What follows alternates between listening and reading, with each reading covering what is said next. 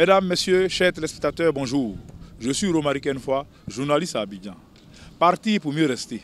Certainement inspiré par cette célèbre boutade de Charles de Gaulle, la France, alors que de nombreux pays africains demandent le départ des bases militaires du continent, a décidé d'installer des centres de formation militaire.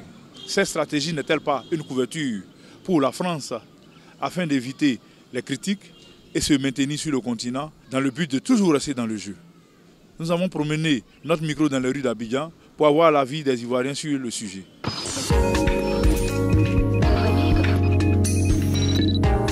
J'habite Gaussou, je suis entrepreneur. Je pense que si la France, on a décidé de chasser l'armée française, c'est une bonne idée. Mais néanmoins, il ne suffit pas de chasser parce qu'il faut chasser. Il faut permettre aussi à nos soldats quand même de se protéger. Si la collaboration entre la France et la Côte d'Ivoire, c'est de former notre armée, il n'y a pas de souci. On est prêt, on est libre de collaborer avec n'importe quel pays. Donc s'ils ont décidé vraiment de former nos soldats, il n'y a pas de souci, c'est un partenariat gagnant-gagnant. Donc je pense que la formation aussi est vraiment prioritaire. Mais le départ de l'armée française aussi, c'est la question qu'on se pose. Il faut que vraiment ils quittent. Parce qu'on est un pays souverain et on veut notre autonomie financière et on veut notre monnaie. Bailly Maxime Kakou, je suis ivoirien. Moi, je suis pour à ce que l'armée française quitte l'Afrique totalement. Parce que l'armée française, depuis lors, a sémé la zizanie au niveau de l'Afrique. Moi, j'ai été victime au moment de la crise ivoirienne. Je suis été réfugié au Cap-Vert, plus en Guinée-Bissau pendant 10 ans. Donc l'armée française n'apporte rien à l'Afrique. Au contraire, leur présence en Afrique fait dépenser nos États. Parce qu'on prend notre argent pour pouvoir s'occuper d'eux. Donc elle ne porte rien au niveau de l'Afrique. Donc moi, à mon avis, au niveau du Sahel, au niveau de la sous-région, au niveau de l'Afrique, depuis des décennies, c'est eux qui font la guerre et c'est eux qui nous amènent la guerre toujours. Donc moi, si j'étais président de la République de Côte d'Ivoire, j'irais les chasser comme toute personne les chasse au niveau de l'Afrique. Je soutiens aujourd'hui le Mali comme le Niger qui ont chassé ces putschistes-là. Donc moi je suis pour à ce que l'armée française me quitte la Côte d'Ivoire. On a toute notre armée ici. Donc s'il y a un problème, c'est eux qui doivent nous protéger. Donc moi je ne veux pas la présence de l'armée française à Abidjan. Okay. Une question, Ilan.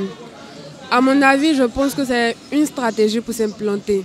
Parce que je pense qu'un pays doit avoir les moyens de pouvoir développer même son armée.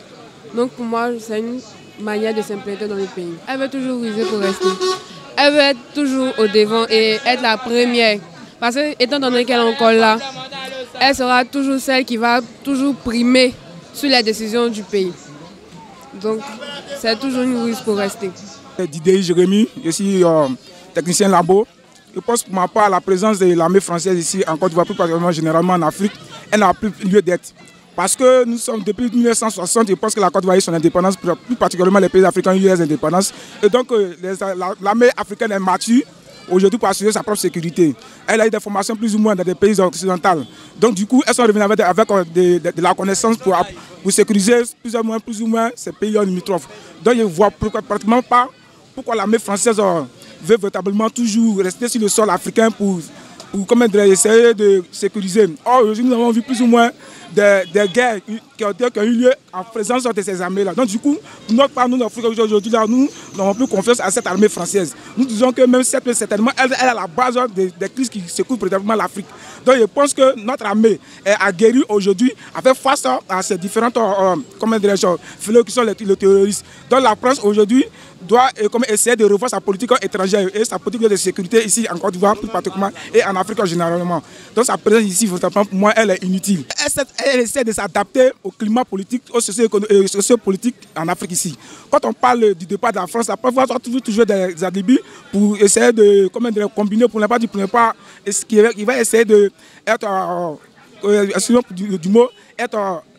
maintenir sa base, sa présence ici, elle va trouver toutes des alternatives aux problèmes posés. Donc je pense que pour ma part, c'est une manière de toujours ingérer, de se focaliser ici en Afrique ici. Donc c'est une manière pour elle de toujours rester sur le sol africain, raison pour laquelle elle parle encore des centres de formation au niveau de l'Afrique. Dié Serge, je suis agent commercial. Pour la question que vous avez posée, c'est une belle question, parce que nous ne sommes plus loin de 2025. Les bases françaises installées en Côte d'Ivoire, c'est inutile. Nous avons des enfants militaires ici. Nous avons des enfants qui ont fait les formations, qui sont bien placés à remplacer l'armée française. On ne veut plus de la France chez nous en Afrique. Nous avons des enfants qui ont fait les écoles, les grandes écoles, qui ont fait des formations, qui peuvent jouer le même rôle que les Français jouent en Côte d'Ivoire. M. Fatou Ben, agent immobilier basé à Yopougon. Pour la question, je dis que la présence militaire en Afrique, et plus précisément en Côte d'Ivoire, date de longtemps. Il y a des contrats qui ont été signés. Il faut revoir à la date d'aujourd'hui qu'est-ce qui est bon pour nous et qu'est-ce qui n'est pas bon. Toujours est-il que on a toujours besoin de quelqu'un qui peut nous apporter plus dans notre démarche. Mais aujourd'hui, le problème qui se pose, la France s'immisce trop dans nos affaires intérieures. Et à ce siècle où nous sommes, les choses ne peuvent pas continuer ainsi. Donc je pense qu'il faut revoir les contrats qui nous lient et discuter, voir dans quelle base, dans quelle démarche ils peuvent nous être utiles. Et éviter qu'ils s'impliquent trop dans ce qui ne les regarde pas. Parce qu'aujourd'hui, nous sommes un État souverain, nous avons notre indépendance, on ne veut plus qu'on nous dicte ce que nous devons faire. Il y va aussi de notre notoriété, de notre engagement pour aller vers le sommet.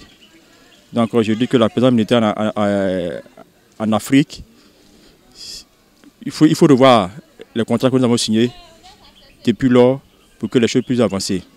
S'il y a lieu qui part définitivement, il faut aussi étudier la question pour que, enfin, ils puissent nous laisser tranquilles, faire notre chemin à nous seuls, tracer notre chemin pour que l'Afrique aussi puisse avancer. Parce qu'aujourd'hui, les choses changent, les choses évoluent, on ne peut pas tout le temps rester sous la tutelle des Européens. Écoutez, nous avons tous les mêmes intelligences, les mêmes capacités, les mêmes niveaux intellectuels. Aujourd'hui, il y a des Africains qui sont dans les hautes sphères des finances en Europe, partout. Donc, je crois qu'il faut revoir les contrats qui ont été signés. Bon, il veut se positionner comme conseiller militaire. Bon, tout ça, il faut revoir. Ce qui est bon pour nous, il faut tirer le vrai du faux. Ce qui est vrai, si ça peut nous apporter quelque chose. Mais s'immiscer dans nos affaires, comme on le voit ces temps-ci, c'est pas bien. L'Afrique ne peut pas accepter cela maintenant. Il y a une jeune génération qui monte. Le passé, c'est le passé. On doit aller de l'avant, voir ce qui peut nous apporter le plus pour notre pays, pour notre Afrique.